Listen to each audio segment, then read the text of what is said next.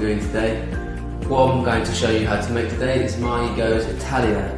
And what we have first is the main ingredients which makes it taste amazing. MAHI Bhut Jolokia sauce, which is banging. Basil, cherry tomatoes, mozzarella, melted butter with basil and garlic.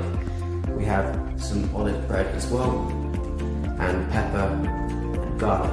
First, cut the olive bread, sprinkle a bit of butter, then get the mozzarella. This is something that I chopped earlier. Some cherry tomatoes, and basil. As you can see, it's very easy to make. It's very simple, not much mess. Pop that in there, pepper, and a bit of garlic, salt in there. Afterwards, I'm going to place this in the oven for about 10 to 15 minutes, and then it's perfectly done on 190 degrees.